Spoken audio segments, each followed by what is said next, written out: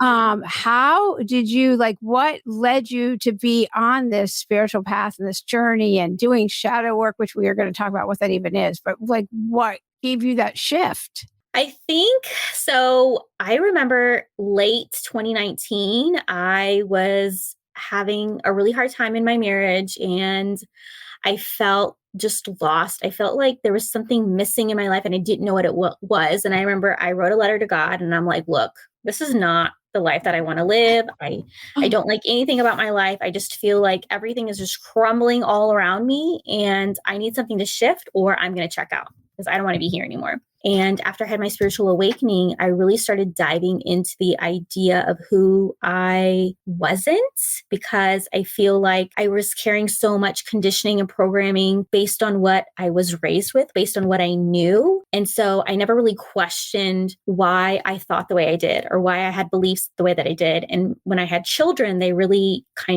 they helped me become aware of why I was reacting the way I was. I remember when I would get angry, my kids would be like, why are you so angry? What's the matter? And I'd be like, I don't know why. And then I remember when they told me that one question, why are you so angry? I don't know. Why am I so angry? And that kind of led me into doing shadow work and really investigating, my unconscious mind. And then it just spiraled into everything. Okay, so shadow work. Let's just go back. What is shadow work? So shadow work is basically just a process of uncovering what is unconscious. That's why they call it shadow work. So it's diving into your limiting beliefs. It's diving into your patterns and your triggers and the things that we're not very conscious and aware of. It's just a part of who we are. So for example, so many women struggle with the idea of not being good enough. Just feel like we're just not good enough. And we were just talking about this earlier, you are enough, period. I just told myself that yesterday, I'm enough because I exist. Simply because I'm here, I'm good enough. But we have this inherent, I guess, collective wound, if you want to call it that, of not being good enough. And then if you really dive deep, why don't I feel like I'm good enough? Who told me that? Why do I believe that now? And really just getting curious and questioning that kind of belief is just shadow work. So it's just diving into the depths of your unconscious mind. If I have 3 different episodes of it in 3 different areas in a matter of a week, I must be on the verge of such greatness. That was my reframe because I'm like, what? And at least I can recognize it also. That's the advantage of doing the work also. Yeah, I feel like I talk to so many women who have the same belief of just not being good enough. I feel like I'm, and they don't say unworthy. It's just, I don't feel good enough. And when we go into that really leads to you having a fear of being seen, having a fear of being judged, a fear of being heard, feeling like the vision and the desire that you have for your life, why even bother? Because there's no way I'm going to get there because I'm not good enough to even reach that goal, or I'm not good enough to, have a loving relationship or whatever it is.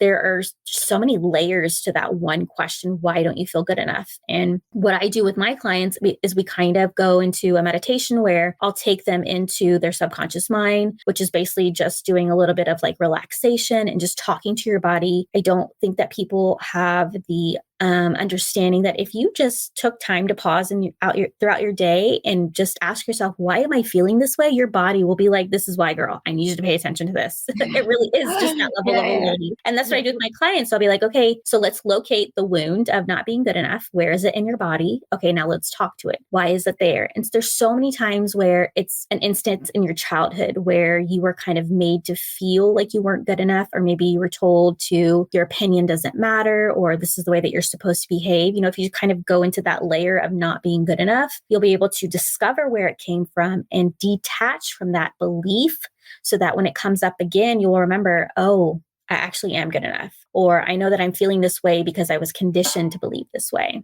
Aren't there journaling prompts that also, because everybody cannot, we can't work with every single person to do this. So here you are, you write this letter to God. You're you're just depressed.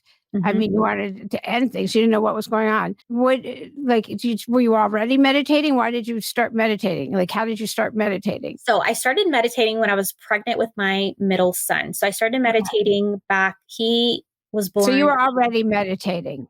2015. So in 2014. So in 2014, I dabbled into meditation, and I only did it because I was going to have a natural birth. And I felt like that would really help me shift my focus into concentrating and being able to own my body, right? And the idea that I could have a natural birth. How do you teach people to know what their intuitive abilities are? And again, everyone can't see you individually. So for people listening, how can they do that? It's so funny that you say that, because that's exactly what I tell my clients is I say, do you take time to stop and check in with yourself? Which is just you pausing, putting your hand on your heart, the other one on your tummy, and just saying, okay, what do I need right now? Just taking some, what do I need right now? And maybe it's like, can you just take a minute to just sit down for 5 seconds, right? Stop running around.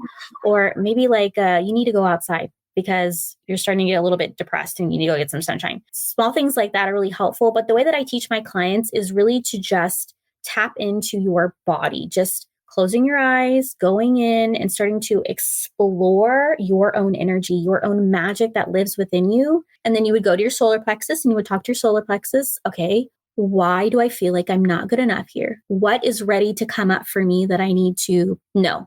Right? If your body is like literally this map of information that will tell you, I don't feel good enough because this thing, I don't feel good enough because I'm really bored and I can't be creative anymore. Whatever it is, it'll come up for you if you just allow your awareness to just dive into there. And so I feel like when people have that aha moment, it kind of clicks something in them. Okay, that makes so much sense. And then if you just allow yourself to release that belief, which I do it through energy work, which is just you basically visualizing the energy of that belief coming out, that in itself is so incredibly powerful. And everybody can do this. It's not like, oh, only I can do this, and you have to come to me to work with me. I'm telling you step by step on what we do, because I don't do this for my clients. I walk them through it and have them do it to themselves. I don't ever do any healing on people. I allow them to be guided in order to know how to do this on their own. So when they have another belief coming up, they can say, okay, I'm having this belief come up. Let's explore this. Let's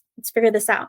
And so that's all I do is it's through energy work, through identifying the belief, where it's located, talking to your body, releasing and letting it go. I love that.